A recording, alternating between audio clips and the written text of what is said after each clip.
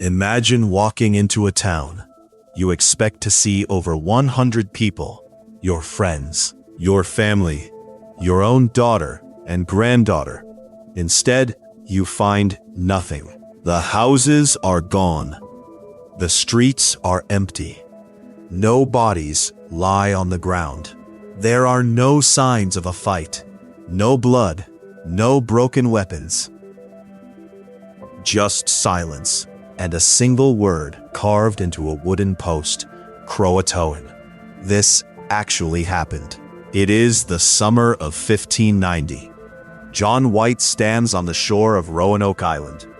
3 years earlier, White left 115 English settlers here.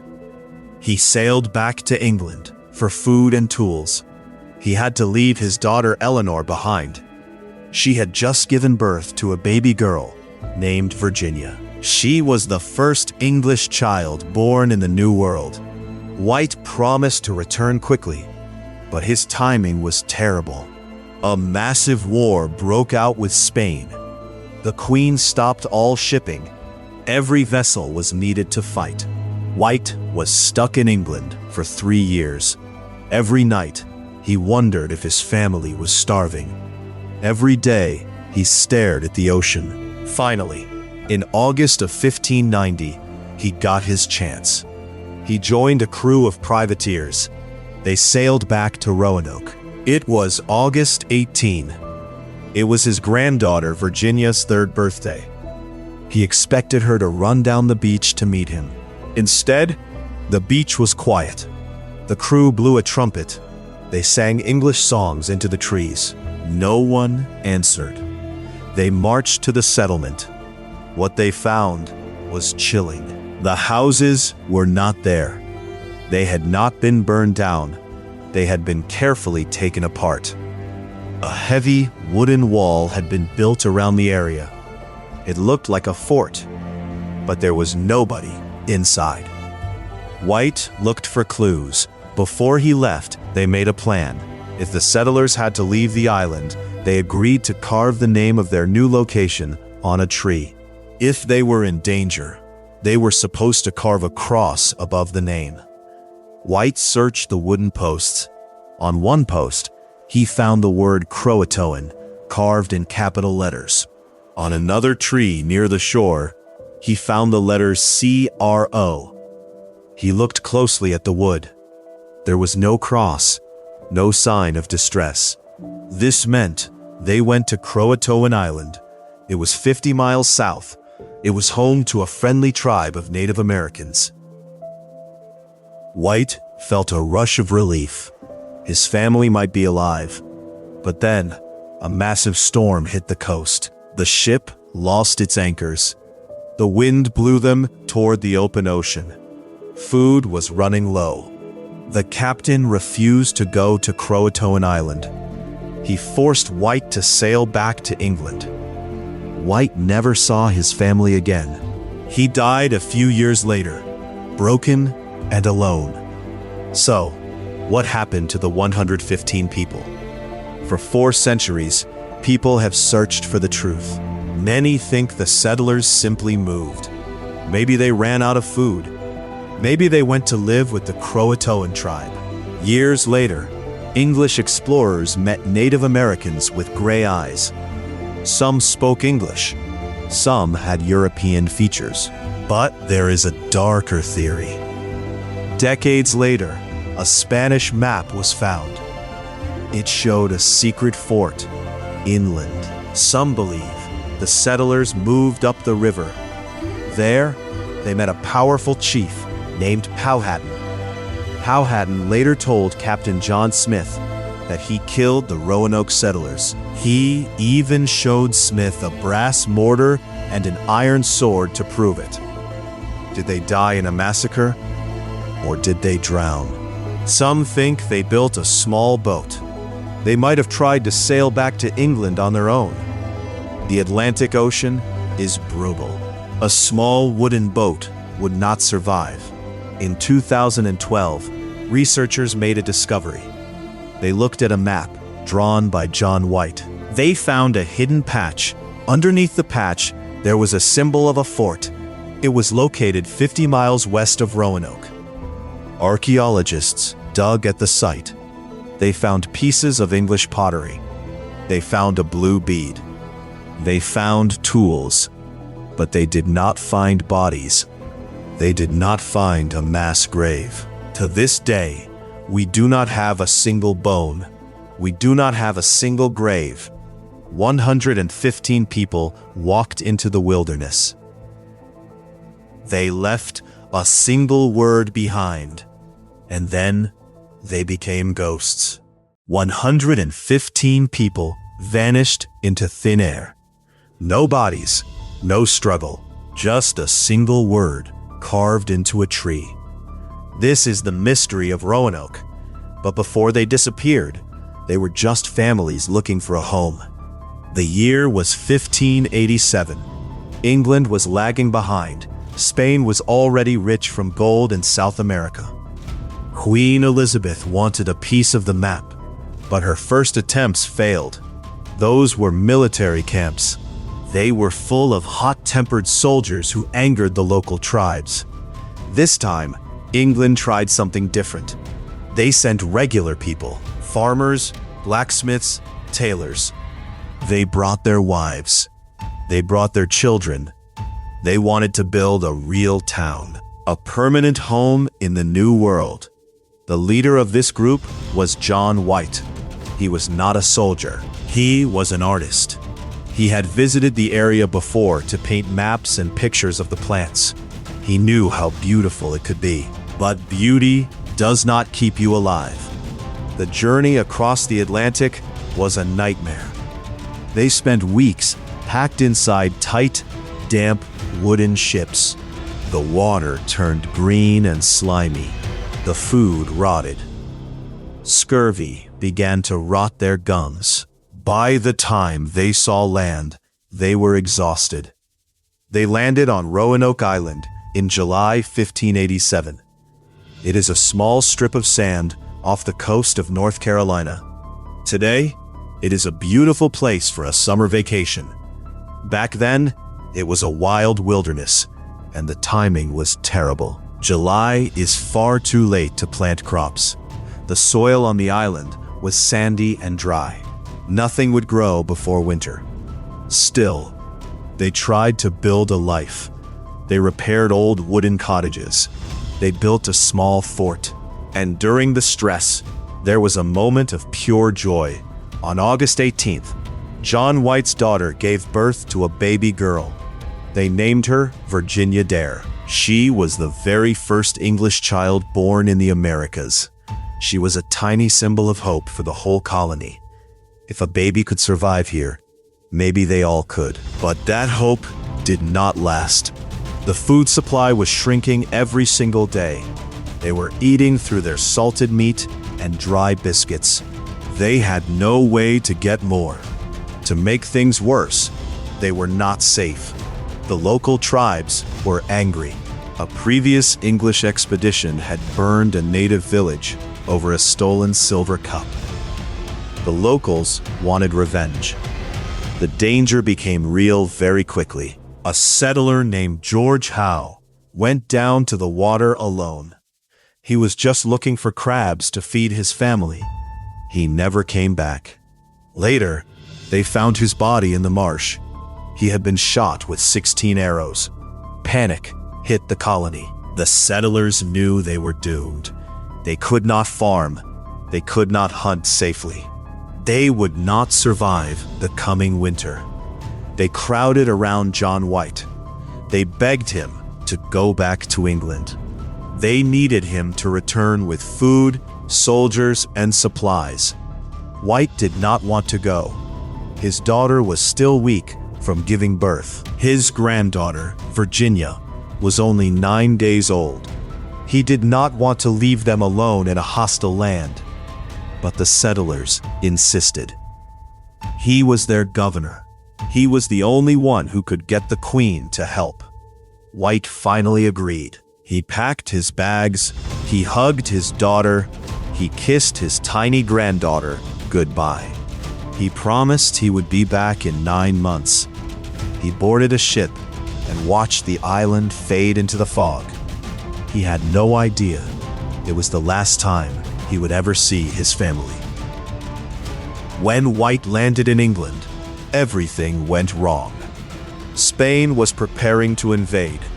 Queen Elizabeth ordered every single ship to stay in England for the defense. White's supply ship was seized. He was stuck. For 3 long years, White could only watch the ocean. He knew his family was starving. He knew they were in danger, but he was powerless. Finally, in 1590, the war ended. White secured a spot on a rescue ship. He arrived at Roanoke on his granddaughter's 3rd birthday. He stepped onto the beach. He called out. No one answered. The houses were gone. The fort was empty. His family was gone. John White stood on the deck of his ship in late August 1587. Behind him, the coast of Roanoke Island faded into the gray mist. He did not want to leave. But the colony was desperate. They had arrived too late in the season to plant crops. Food was already running low. The local tribes were hostile.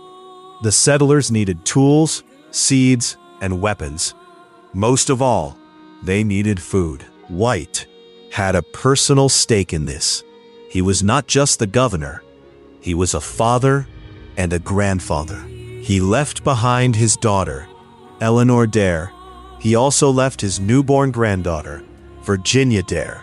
She was the first English child born in the New World. She was only 9 days old when he sailed away. He promised them he would return. He said he would be back by the spring of 1588. 9 months. That was the plan. It seemed simple. But the Atlantic Ocean had other ideas. The crossing back to England was a nightmare. Storms battered his ship. Food spoiled. Water ran dry. By the time White stepped onto English soil, it was November. He immediately went to work. He begged the colony's sponsor, Sir Walter Raleigh. He needed ships. He needed supplies. Raleigh agreed. They quickly prepared a relief fleet. It was ready to sail by early 1588. Then, everything fell apart. King Philip of Spain was building a massive fleet. The Spanish Armada, 130 ships, their goal was to invade England and overthrow Queen Elizabeth. The Queen panicked. She issued a strict order. No English ships were allowed to leave port. Every vessel, large or small, was seized for the Royal Navy. The country was fighting for its survival. Roanoke was forgotten. White was devastated. He begged the authorities. He explained that over 100 English citizens were starving on a distant island. Nobody cared. London was in a state of terror. Months dragged on. White refused to give up. He managed to secure 2 small old ships, the Brave and the Roe. They were too small for the Navy to care about. In April 1588, he finally sailed out of England. But his crew was greedy. The captains did not care about the starving colonists. They wanted gold. They decided to hunt Spanish merchant ships in the Caribbean instead of sailing straight to Roanoke. It was a disaster. The English ships attacked a heavily armed Spanish vessel. They lost. The Spanish boarded White's ship. They stole all the supplies. They took the food. They took the medicine. They even took White's personal belongings. White himself was shot in the buttock with a pike. The damaged ships had to limp back to England. It was now summer, 1588. The Armada arrived. The English Channel became a war zone. Cannons roared, ships burned. England won the battle, but the war did not end. Shipping lanes remained closed. 1588 turned into 1589. White was trapped in London. He spent his days staring at navigation charts. He walked the docks. He watched the rain. He knew the colony's supplies were long gone. How were they surviving? Were they eating roots? Had they made peace with the local tribes? Or had they been wiped out? Every night, he thought about his granddaughter, Virginia. She would be 1 year old now, then 2. Was she even alive? Finally, in early 1590, a breakthrough came. A wealthy merchant named John Watts agreed to let White join a fleet of privateers. These were government-sanctioned pirates.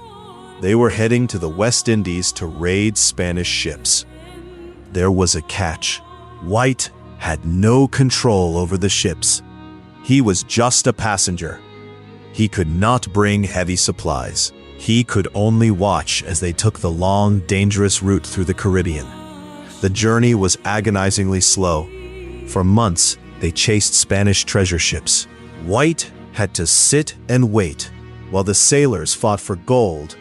August 1590. 3 full years since he left Roanoke. The ships finally anchored off the coast of North Carolina. The weather was terrible. A massive storm was brewing. The sea was violent. White looked toward the island. He saw smoke rising from the trees. Hope flared in his chest. Were they still there? He climbed into a small boat. The waves were huge. One boat capsized, drowning 7 sailors. But White pushed on. He reached the shore. What he found next would haunt him for the rest of his days. 115 people vanished without a single drop of blood. It was August 18th, 1590. John White stepped off his ship onto Roanoke Island. He had been gone for 3 years. 3 years of thinking about his daughter and his granddaughter, Virginia Dare. She was the first English child born in the Americas. White expected to hear shouting. He expected to see smoke from chimneys. He expected his family to run down to the water to meet him. Instead, there was only the sound of the wind. The trees blocked the sun. The coast was covered in a thick, heavy fog. White walked up the path toward the settlement. The silence was heavy. It was the kind of quiet that makes your ears ring. He called out names. No one answered. He reached the perimeter of the village. The wooden palisade was still standing, but the gate was open. It swung slowly in the breeze. White walked inside the fort. What he saw made no sense. The houses were gone. They had not been burned down. There were no piles of ash. The wooden beams and walls had been carefully taken apart. They were disassembled. It looked like the work of weeks, not hours. If an enemy had attacked, they would have burned the place. If the settlers had fled in a panic, they would have left the structures. But the buildings were just gone. White searched the dirt. He looked for signs of a battle. There were no bullet holes in the remaining posts. There were no broken arrows in the grass. He looked for graves. A colony of over 100 people in a harsh new land must have had deaths. But there were no fresh mounds of dirt. There were no bones, no bodies lay rotting in the sun. All their heavy belongings were gone. The chests, the tools, the metal pots, everything of value had been packed up and carried away, except for a few books. White found his own maps and papers. They were ruined by the rain, scattered in the dirt. Then, White found the first real clue. He walked up to one of the main wooden posts at the entrance. Someone had carved letters into the wood. They were carved deep and clear. The letters spelled out, CROATOAN. There was no cross carved above it. Before White left for England, he made an agreement with the settlers. If they had to leave the island, they would carve the name of their destination. But if they were in danger, they had to carve a cross above the name. This meant they had left willingly, or did it.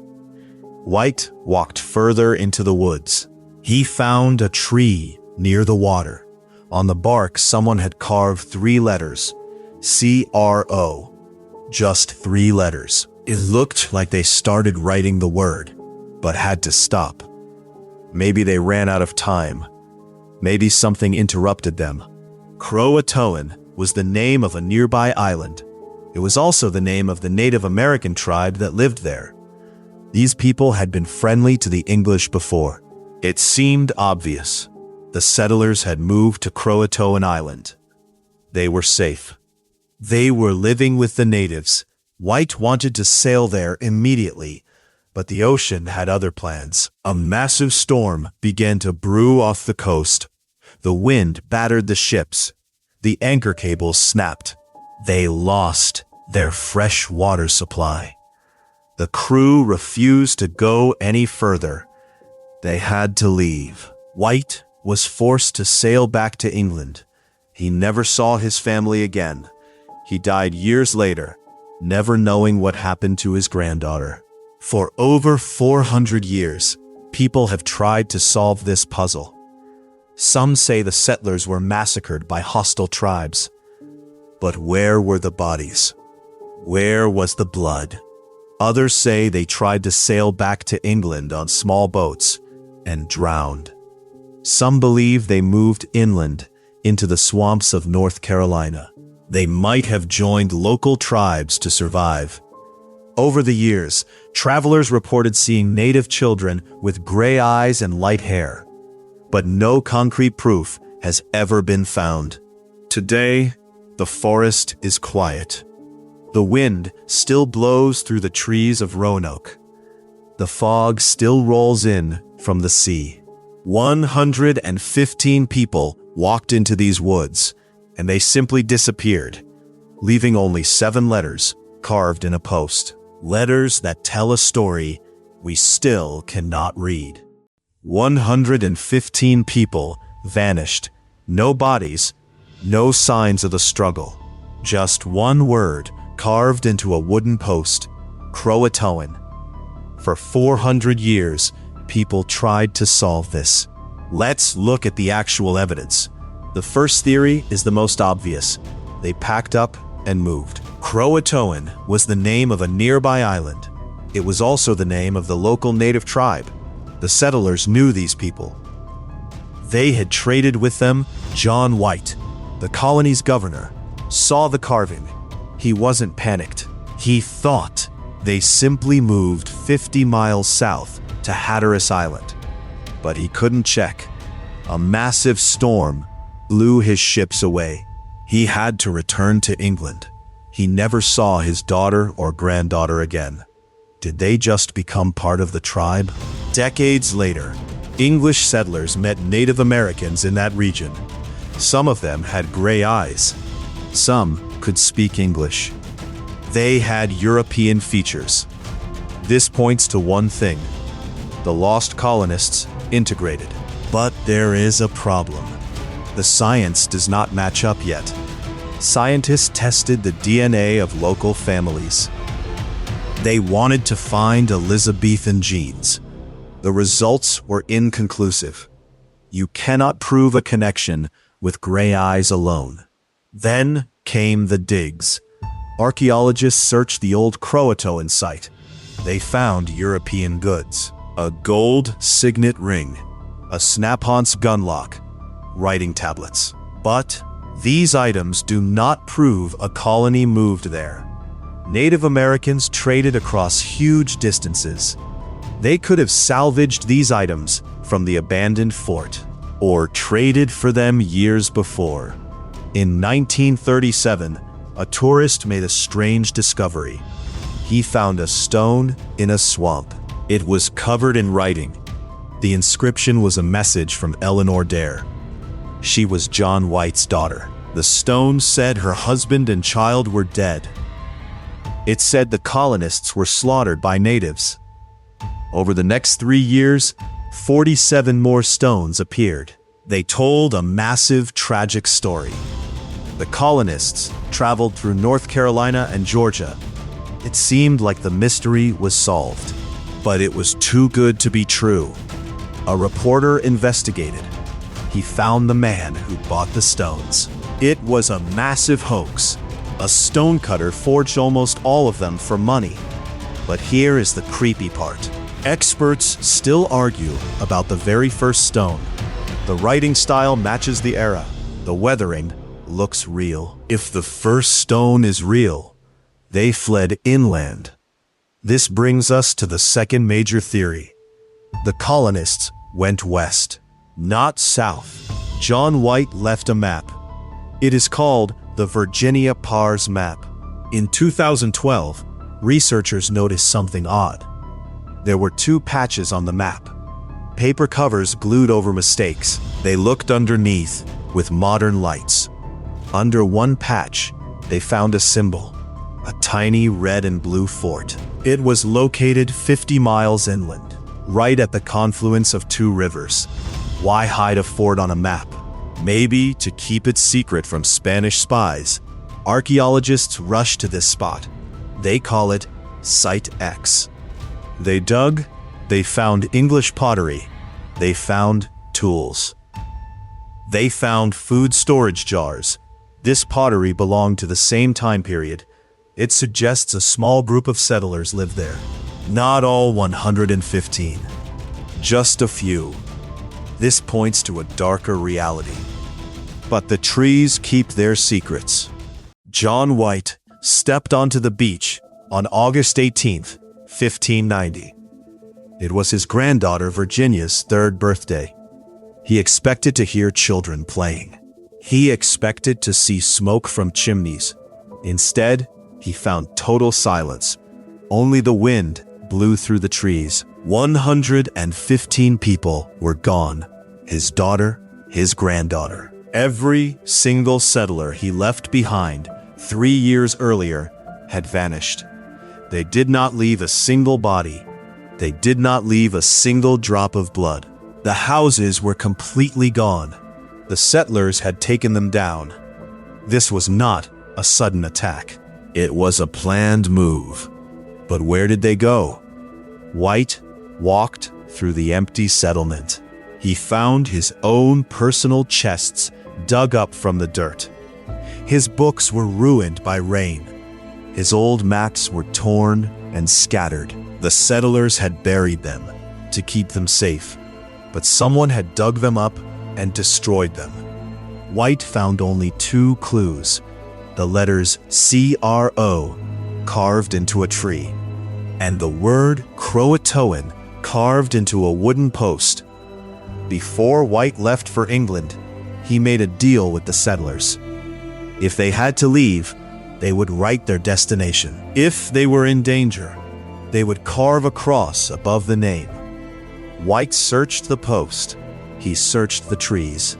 There was no cross. This meant they left willingly. Or did they? CROATOAN was the name of a nearby island. Friendly Native Americans lived there. It seemed obvious. The settlers went to live with their friends. They were hungry. They needed help to survive. In 1998, tree ring data showed a terrible truth. A massive drought hit the area between 1587 and 1589. It was the worst drought in 800 years. The settlers had no food. They had no fresh water. They were dying of thirst. They could not wait for White to return. But White never got to check the island. A massive storm hit the coast. The ship lost its anchors. The crew was low on food and fresh water. The captain refused to sail south to CROATOAN. He forced White to sail back to England. White never saw his family again. He died years later, never knowing their fate. For 4 centuries, people have tried to find them. Some believe they moved inland.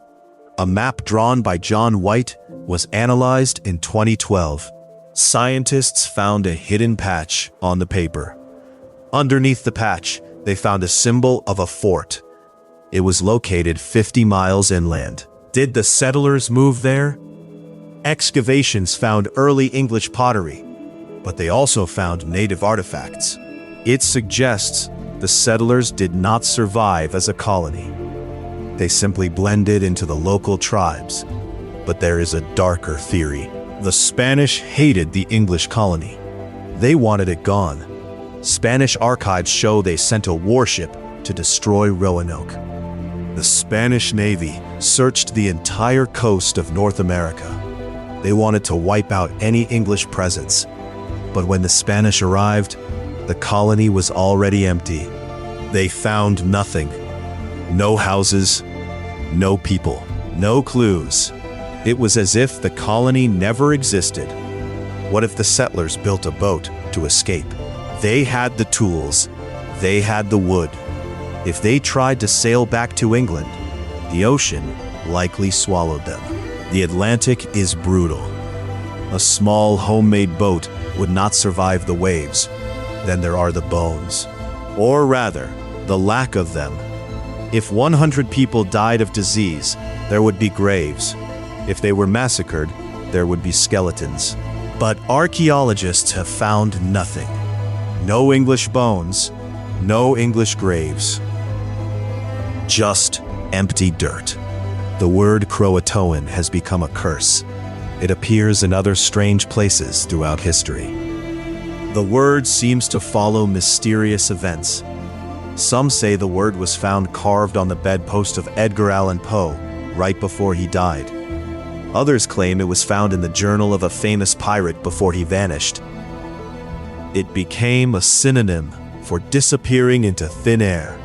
Today, the island of Roanoke is a quiet place. The trees look the same as they did in 1590.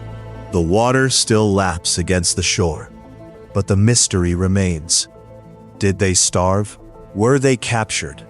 Or did they simply decide to walk away from their old lives? We may never know the truth. The forest does not speak.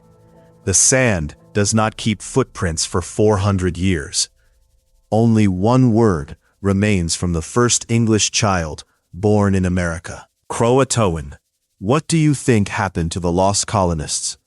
Did they survive, or did something else find them? Write your theory in the comments. And subscribe for more mysteries that history tried to bury.